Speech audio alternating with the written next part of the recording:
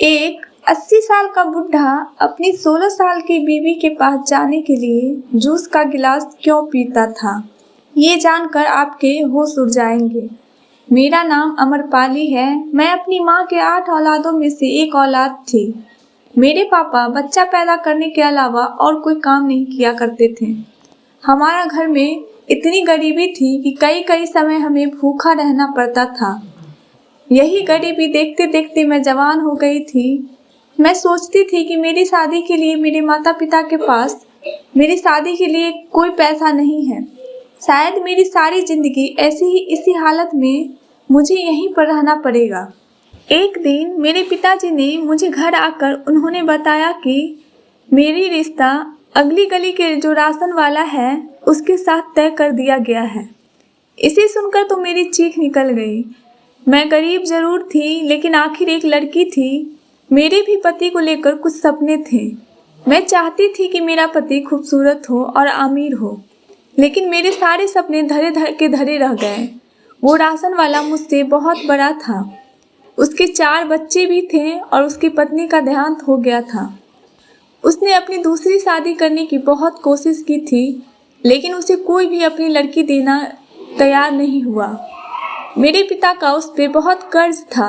वो कर्ज तो ऐसी सूरत में माफ़ हो सकता था कि मेरी शादी उससे हो जाए। इसलिए मेरे माता पिता ने इस शादी के लिए मान गए। मैं अभी महज 18 साल की थी और वो 40 साल का था। मेरे माता पिता ऐसे खुश हो रहे थे जैसे कोई शहजादे का रिश्ता मेरे लिए आ गया हो। मेरे माता पिता ने ज़बरदस्ती मेरी शादी उस आदमी से करा दी। उसका नाम आलोक था। वो उतना अमीर तो नहीं था, लेकिन हमारे घर की तरह खाने पीने की कमी नहीं थी। खाने पीने को अच्छा मिलता था। उसके पास 2 राशन की दुकान थी और अपना घर भी था।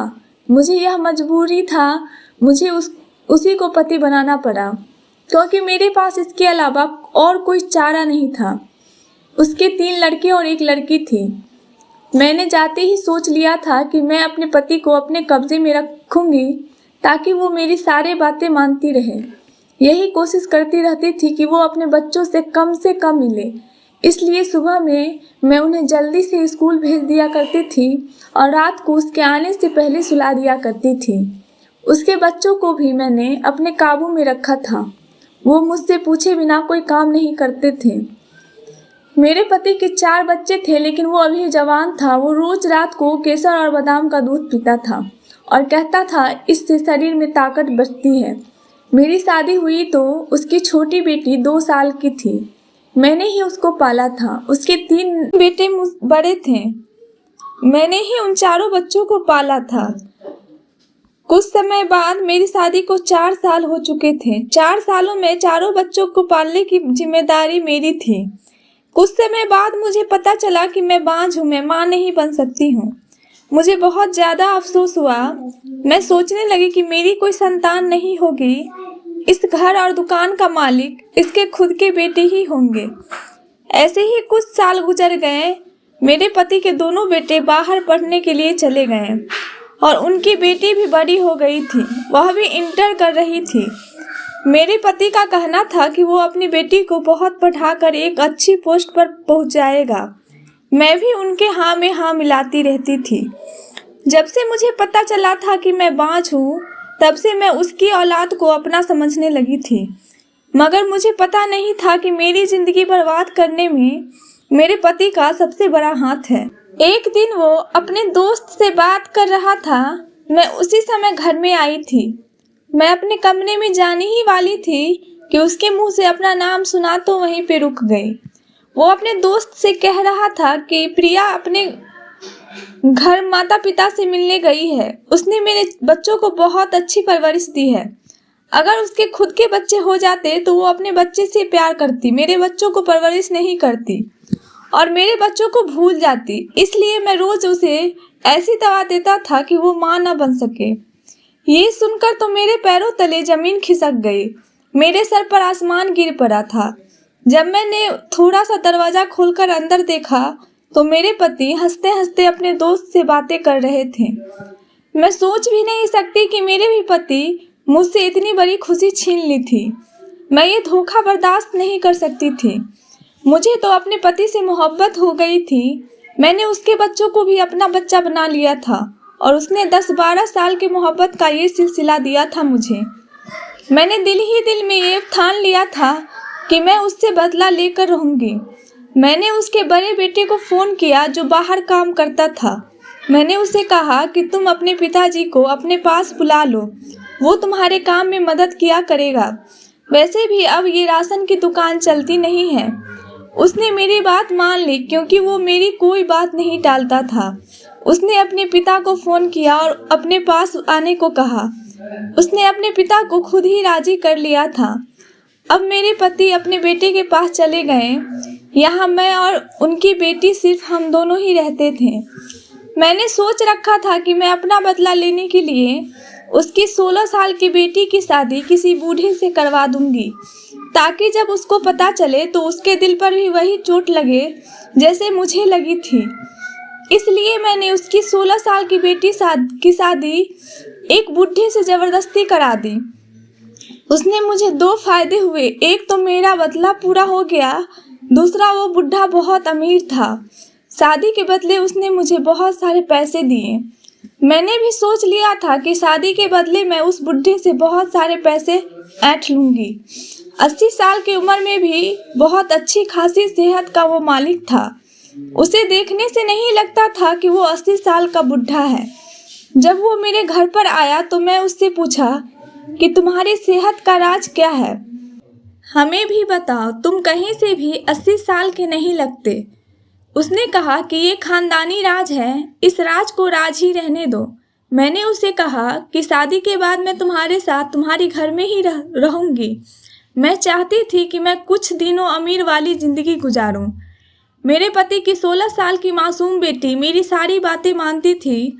मेरे कहने पर उसने इस बुढ़े से शादी कर ली और अपने पिता को भी नहीं बताया। और शादी की पहली रात मैंने देखा कि वो बड़े कमरे में जाने के बजाय किचन में जा रहा था।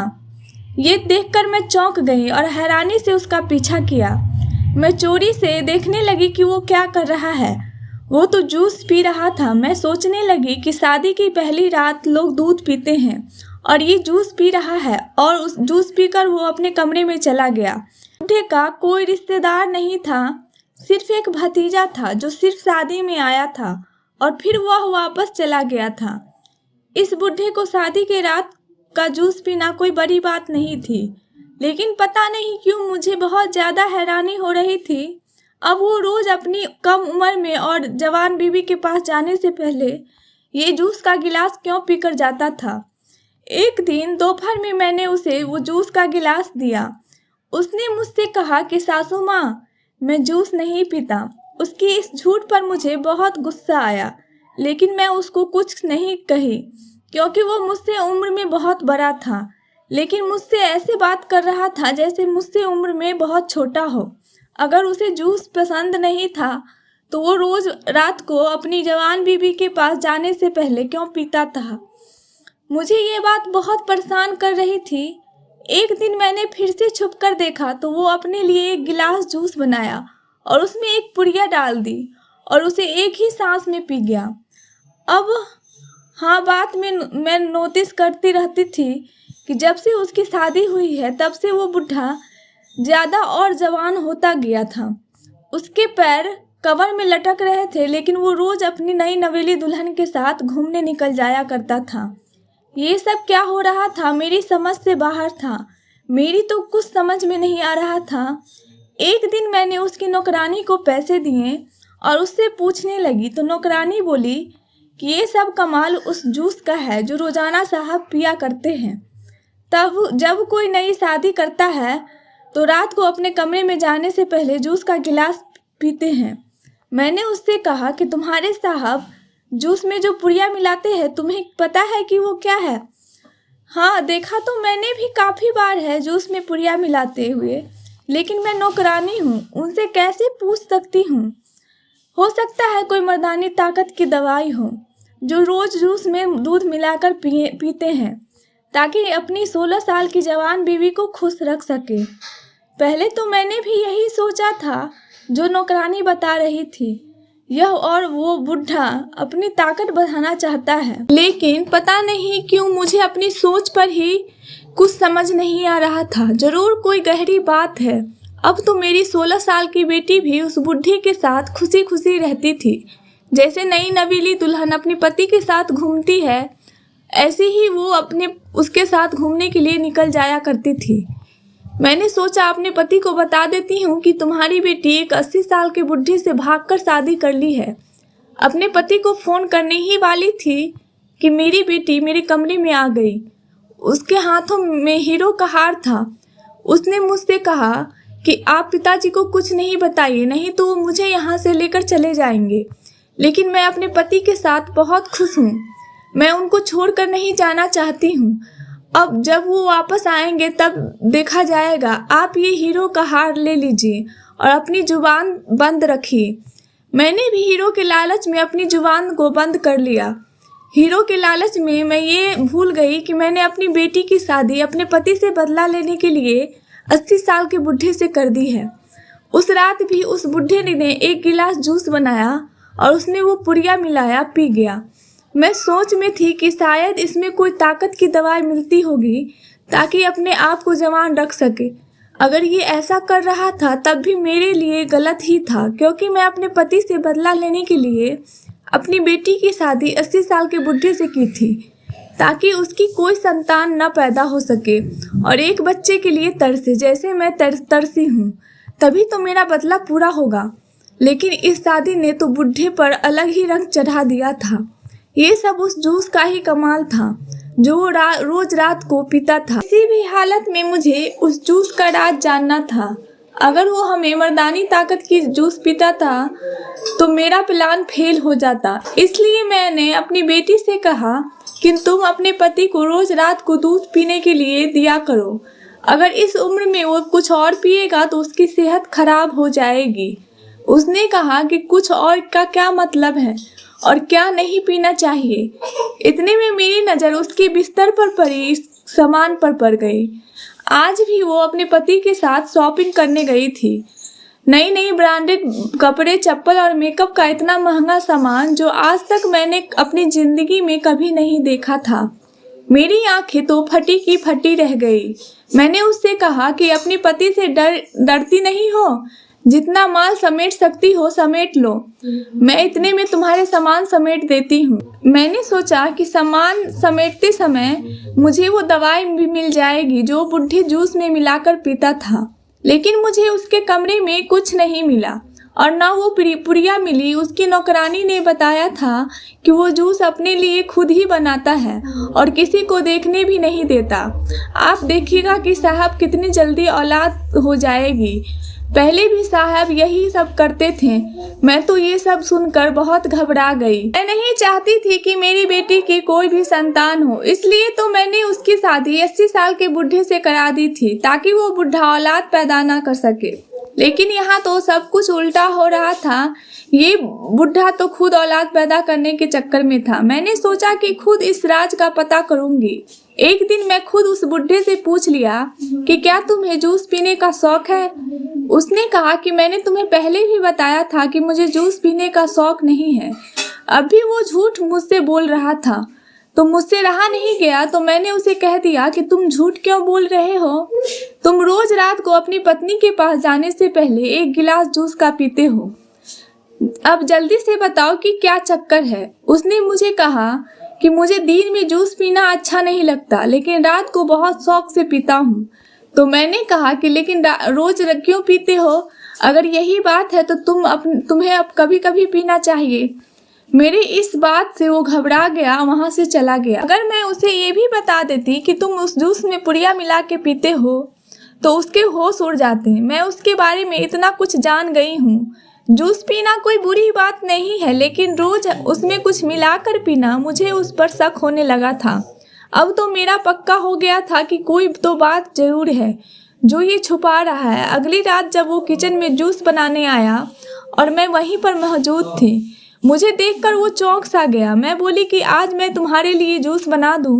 वो कहने लगा कि कोई ज़रूरत नहीं है, मुझे अपने लिए जूस खुद ही बनाना अच्छा लगता है, मुझे तुम्हारी कोई मदद नहीं चाहिए। मैं वहीं से बाहर आ गई। मैंने अपनी बेटी से कहा कि तुम अपने पति के लिए जूस क्यों नहीं बना देती। उसने कहा कि मैं तो बोलती हूँ कि जूस बना देती हूँ, लेकिन वो खुद मुझे कहता है कि मैं अपने लिए जूस खुद बनाना पसंद करता हूँ। कभी कभी वो मेरे लिए भी जूस बनाकर लेकर आते हैं। कुछ दिनों से मैं नोटिस कर रही थी कि मेरी बेटी के बाहर के चक्कर कुछ ज़्यादा ही लग रहे थे। अब तो मेरी बेटी के भी पर निकल गए थे। पहले तो मैंने सोचा था कि उसके बाप से बदला लूँगी। मैं उसको बताऊंगी कि तुमने छोटी उम्र के लड़के से शादी करके उसे संतान की खुशी से दूर रखा। आज अब तुम्हारी खुद की बेटी ने अपने से क्या गुना ज़्यादा उम्र के मर्द से शादी कर ली है। मैंने तो ये सब सोचा था, लेकिन ये बुढ़ा इतना करोड़पति होगा मैंने सपने भी नहीं सोचा था। जब मेरे आदमी से उसकी दौलत का लालच हो गया तो मैंने अपना इरादा बदल लिया था। मैंने अपनी सौतेली बेटी से कहा कि किसी भी तरह इस बुढ़े से पैसे निकलवाओ। अगर वो मेरे हाथ से निकल जाती तो मैं बहुत परेशान हो जाती। इस लड़की के समझदार होने से पहले मुझे अपना मकसद पूरा करना ज़रूरी था, क्योंकि सबसे पहले इस बुढ़े के जूस के बारे में पता करना ज़रूरी था, जिसे पीकर वो दिन प्रतिदिन जवान हो रहा था। मैंने एक प्लान बनाया और रात को जब वो जूस बनाने के लिए किचन में गया और उसमें जब पुड़िया मिला रहा था तो मैं बाहर एक गमला गिरा दी, जिसकी आवाज़ से वो बाहर आ गया और मैं जल्दी से किचन में गई और जूस के गिलास को बदल दिया। मैंने एक जूस का गिलास पहले ही बना लिया था, इसलिए मुझे इस काम में कुछ सेकंड लगे और जल्दी से वहाँ से बाहर आ गई। मैंने उस जूस को एक डिब्बी में रख लिया और सुबह में एक प्रयोगशाला में टेस्ट के लिए दे दिया। मैं जब वहाँ से वापस आ रही थी तब मैंने रास्ते में अपनी बेटी को गाड़ी में जाते देखा। मैं इस बात से अनजान थी कि मेरी बेटी को गाड़ी चलाने भी आती है। इसकी शादी को अभी कुछ ही दिन हुए थे जो अपने पति से गाड़ी चलाना नहीं सीख सकती थी, और इसके बाप के पास तो गाड़ी थी ही नहीं। पता नहीं ये गाड़ी चलाना किससे सीखी थी।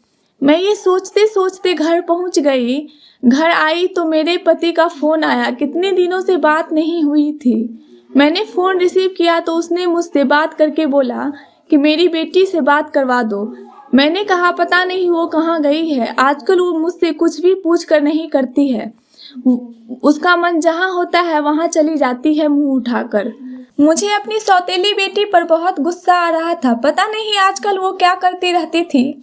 हमेशा अपने में ही मगन रहती थी और बाहर के चक्कर लगाती रहती थी। मैंने उसके पति से पूछा कि तुम्हारी पत्नी कहाँ जाती है, तो उसने बोला कि ड्राइवर के साथ शॉपिंग करने गई होगी। अब मुझे अपनी बेटी पर शक होने लगा था। वो कुछ ऐसा कर रही थी जो हमको पता नहीं था। कुछ तो वो हमसे छुपा रही थी। आजकल हमसे कटी कटी भी रह रही थी। फ़ोन पर भी घंटों तक बात करती रहती और मैं पूछती तो कहती कि मैं अपने दोस्त से बात कर रही हूँ। उसका पति भी उससे कुछ नहीं कहता था। प्रयोगशाला वाले ने 2 दिन बाद की रिपोर्ट ले जाने को कहा था। जब तक जूस की सच्चाई नहीं मिल जाती तब तक मैं उसे जूस नहीं पीने दे सकती थी। दूसरे दिन भी मैंने जूस का गिलास बदल दिया। जब 2 दिन बाद जब रिपोर्ट के लिए फ़ोन आया तो मैं रिपोर्ट लेने के लिए तैयार हो गई और मैंने पूछा कि इस रिपोर्ट में क्या है डॉक्टर। डॉक्टर ने जो बात बताई उसे सुनकर मेरे सर पर आसमान टूट पड़ा। ऐसा लग रहा था कि जैसे किसी ने मेरे पैरों तले से ज़मीन खींच ली हो। मेरे कानों पर यकीन नहीं हो रहा था। मैं घर गई और उस बुढ़े के ऊपर वो रिपोर्ट फेंकी और उससे कहा कि ये उसका रिजल्ट है जिसे तुम रोज पीते हो। मैं उसको बोली कि कौन अपनी मर्जी से अपने आप को जहर देगा। डॉक्टर ने बताया कि इस पुरी में जहर होता है और ताकत की दवा भी होती है, लेकिन उससे ज़्यादा जहर धीरे धीरे आदमी के शरीर में जाता है और आदमी को ख़त्म कर देता है। मैं उसको बोली कि तुम्हारी पत्नी तो तुम्हें ये पुड़िया नहीं देती। आजकल उसके तेवर भी बदले बदले से लग रहे हैं। हो सकता है कि वो तुम्हें मार सके, तुम्हारी सारी संपत्ति अपने नाम करवा ले। उस बुढ़े के कोई औलाद भी नहीं थे और ना कोई आगे पीछे। मेरी सोच से तो यही लग रहा था। वो बुढ़ा हंसने लगा और कहने लगा कि मेरी मासूम बीवी को और कम उम्र वाली बीवी को ये भी नहीं पता कि मैं ये जहर खुद लेता हूँ। मुझे पता है कि मैं क्या कर रहा हूँ। उसकी ये बात सुनकर मेरे होश उड़ गए। मैं सोच रही थी कि कोई आदमी अपनी मर्जी से अपनी जान क्यों गंवाना चाहता है? कोई पागल आदमी ही ऐसा कर सकता है। उसने मुझसे कहा कि जब इतना पता लगा ही लिया है तो आगे भी पता लगा लो, नहीं तो देर हो जाएगी और तुम्हें कुछ भी पता नहीं चलेगा। मैं उसके कमरे से बाहर चली आई और मुझे उसकी बातें पर बहुत बेतुकी और अजीब सी लग रही थी। मुझे लगा कि कहीं मेरे खाने में तो इसने कुछ नहीं मिला दिया। मैं डॉक्टर से चेकअप कराने गई तो मेरी बेटी मुझे अस्पताल में दिखी। जब डॉक्टर के केबिन से बाहर आई तो मेरी बेटी मुझे देखकर उसके होश उड़ गए। मैं बोली कि तुम यहाँ क्या कर रही हो? वो अपने पति के भतीजे के साथ रिश्ते में थी और उसकी साथ हॉस्पिटल आई हुई थी। मेरी बेटी मुझसे कहने लगी कि मुझे बहुत बड़ी बीमारी हो गई है, पता नहीं मेरे शरीर में थोड़ा थोड़ा जहर कहाँ से आ गया है। मैं बोली कि तुम्हारे पति ने ये जहर तुमको पिलाया है और खुद भी पीता है क्योंकि उसे पता चल गया है कि तुम उसे धोखा दे रही हो। मेरी बेटी जोर जोर से रोने लगी और कहने लगी कि ये सब आपके कारण हो रहा है क्योंकि आपने ही मेरी शादी इस बुढ़े से करा दी। मैं तो आपको माँ मानती थी और आपकी सारी बातें मानती थी। आप मेरे पापा से बदला लेने के लिए मुझे बलि का बकरा बना दिया और आज मेरे साथ ये सब हो रहा है। मैं कम उम्र की जवान लड़की थी। मेरी उसके भतीजे से एक दो बार मिली तो मुझे अच्छा लगा और मैं उसको पसंद करने लगी। उसका भतीजा भी मुझे पहले से जानता था, वो भी मुझे पसंद करने लग गए। हम दोनों आपस में मिलने लगे और प्यार में बंध गए। इसमें मेरी क्या गलती? सब आपकी वजह से हुआ है। तभी वो बुढ़ा आ गया और कहने लगा कि मैं ऐसे ही अपनी सभी जवान बीवियों को धीरे धीरे जहर देकर मार देता था और ये जहर मुझे पीने की आदत हो गई थी, इसलिए मुझ पर असर नहीं होता था। माफ़ी भी मांगी, अपनी बेटी का अच्छा अस्पताल में इलाज करवाई और उसके प्रेमी से उसका विवाह कर दिया। अब हम लोग खुशी खुशी अपने परिवार के साथ रहते हैं। आप लोगों को ये कहानी कैसी लगी हमें कमेंट करके ज़रूर बताएं। ऐसी ही कहानियों के लिए हमें सब्सक्राइब ज़रूर करें, लाइक करना और शेयर करना ना भूलें। धन्यवाद दोस्तों।